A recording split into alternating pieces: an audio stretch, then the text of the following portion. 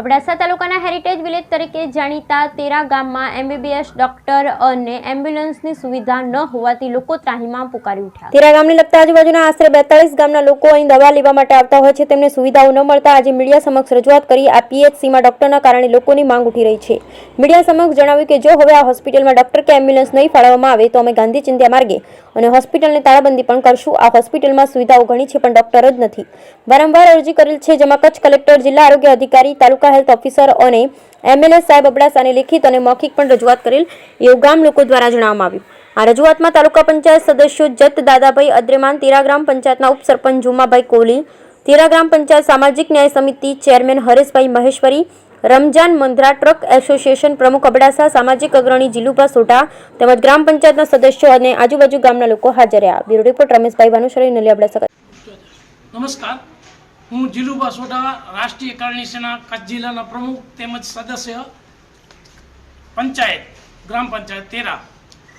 આજ અમે લોકો અહીંયા આવ્યા છીએ। કેટલા દિવસથી આ ડૉક્ટર વગર આ સાવ કથળી ગયેલું, સાવ શું કરીએ, આ વ્યવસ્થા જ નથી, ડૉક્ટર નથી। એમબીબીએસ માટે અમે કેટલી બધી અરજીઓ કરી છે, કેટલી બધી જાણ કરી છે, થઈ જશે થઈ જશે થઈ જશે। હવે લોકો અમે જલદ આંદોલન કરશું ને સાથે સાથે ગાંધી ચિંધ્યા માર્ગે પણ અમને ઉતરવું પડશે તો ઉતરશું। હવે આ કોઈ ઉપર અધિકારી કોઈ વ્યવસ્થિત જવાબ નથી આપતો। આ થઈ જશે, આ થઈ જશે, આ કઈ રીતે ચાલશે? અમને આજુબાજુના 42 ગામ લાગે છે પ્રભુ, બધા ગરીબ પ્રજા છે, અહીંયા આવે છે બેચારાઓ। હવે ક્યાં જવું? અહીંયા ડૉક્ટરને અમુક સ્ટાફ છે, બેચારા નર્સો છે, અમુક જે નાના એવા સ્ટાફમાં જે નર્સો છે, બે ચાર પ્યુન એવા છે બેચારા, એ શું કરી શકે? કરીને શું એ ગોળી આપી શકે? શું આપી શકે બોલો? હવે અહીંયા કોઈ એમબીબીએસ ડૉક્ટર નથી, ડૉક્ટરની સુવિધા થાય એવું કરો પ્રભુ।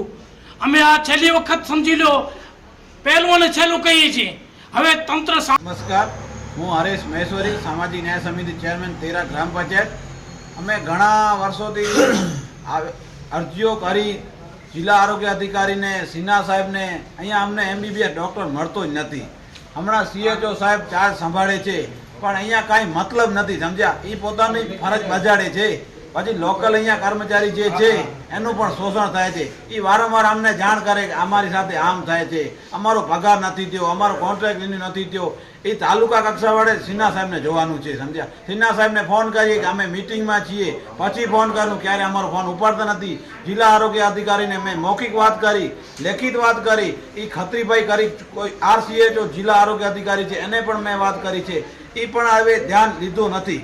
હવે અમને છેલ્લે ન છૂટકે રોડ તેરા ગામના ઉપસરપંચ તરીકે કોલી જમાજુસા, આ ગામના દવાખાનામાં કોઈ એવી ડૉક્ટરની સુવિધા નથી કે અમે વારંવાર નથી કલેક્ટરને અરજી આપી છે, જિલ્લા પંચાયતમાં આપી છે, તાલુકામાં આપી છે, ધારાસભ્યને આપી છે, પણ એનું કોઈ પણ નિરાકરણ નથી થયું હજી સુધી નથી। એમ્બ્યુલન્સ અમારી ગામમાં નથી આવી, એમ્બ્યુલન્સને આપી દીધી અરજી પણ કોઈ એનું કામ નથી થયો। પછી જે અધિકારી નાના છે એનું ખોટી રીતનું શોષણ થાય છે, એને કોઈ કામ કરવા દેતા નથી। મોટા જે અધિકારી છે એને દબાણમાં રાખે છે, એને કોઈ સાઇન નથી કરતી દેતા અને પૂરતો સગવડ નથી આપતા। જય હિન્દ, જય ભારત। હું અબડાસા તાલુકા પંચાયત સદસ્ય જબ દાદા અદ્રેમાન। મારો જે ગામ છે એ આ પીએચસીમાં આવે છે, મારી પંચાયત આ પીએચસીમાં આવે છે। અને આ પીએચસી એક દિવસ એવો એનું નામ હતો કે કચ્છમાં પણ ક્યાં નામ ન હતો એવા નામી ડૉક્ટર આવતા હતા। એવા ડૉક્ટર બે ડૉક્ટર હતા અહીંયા, એક નહીં, એક વખત એવું હતું। અને આ દાતારો એવા અમને જગ્યા આપી છે, એવા રૂમ બનાવી આપ્યા છે, પણ એનું કોઈ કદર નથી। કદર કેમ નથી કે અત્યારે જો સરકાર બેઠી છે પોતાના તાયફામાં જ બેઠી છે, પબ્લિકનું કોઈ હિતનું કામ થાય, એ પ્રજાનું હિતનું કામ થાય એ સરકારને કોઈ માન્યા નથી।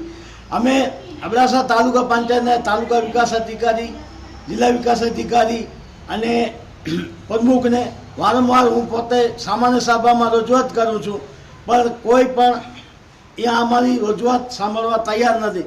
કારણ કે અહીંયા તેરા ગામ પંચાયત મોટી પંચાયત છે અને આજુબાજુમાં 42 ગામ લાગે છે, 42 ગામ લાગે છે, એમાં